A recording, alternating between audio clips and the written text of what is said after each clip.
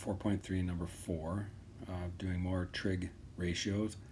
So they tell you that the cosine is 6 over 11 and you're supposed to find the remaining trig ratios. So I drew a triangle. Now remember, when we draw these triangles, we're not drawing them to scale, just like the ACT. So don't think in terms of scale. Just know that they're telling us that because we're using cosine sine, that it is a right triangle. So that's the only thing we know.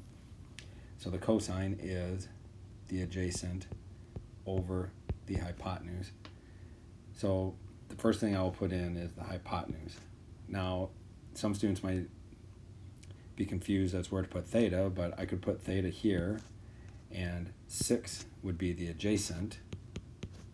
Or if I put theta here, 6 would be the adjacent. So it doesn't matter, excuse me, which one you do, because now when you do the Pythagorean theorem, you're looking for the opposite side anyway. So I'll just call it x. So x squared plus 6 squared will be equal to 11 squared. So I will subtract the 6 squared to the other side, which leaves me x squared.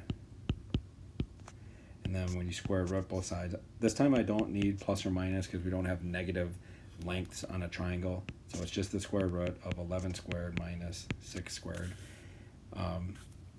And you could go to your calculator and do this.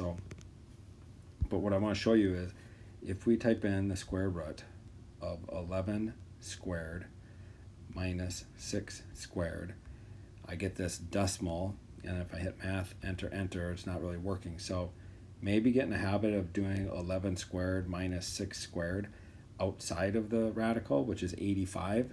Now when you do the square root of 85, it's not nice. So what we're going to do is just call it the square root of 85. Okay, so I'm going to give myself a little space, and we're going to do each of these trig functions. So let's do, we'll do sine, cosine, and tangent first. So sine, cosine, and tangent. So sine will be the I forgot my square root on the 85. The opposite over the hypotenuse. So keep the square root there. So that will be square root of 85 over 11. Now, I just always am in the habit of doing sine, cosine, tangent. Cosine was given to us, right, as 6 over 11.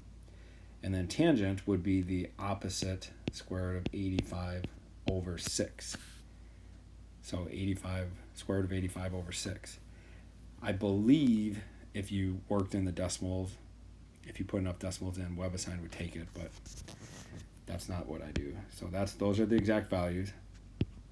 And then we're going to do the reciprocal. So cosecant would be first, and that will be 11 over the square root of 85. Now again, you can type that in, WebAssign will take it, but the best answer is to rationalize. So I went over that in the lecture. So that's 11 square root of 85 over 85. We do not want radicals on the bottom. WebAssign will take it. I believe when you go to calculus, they'll take it, but in pre-calc, the best answer is this. So type that in for your cosecant. Then secant is just the reciprocal of cosine, so that will be 11 over 6. And then cotangent is the reciprocal of tangent, so that's 6 over the square root of 85. And again, I do the square root of 85 over the square root of 85, and I get 6 square root of 85 over 85 would be the best answer for cotangent.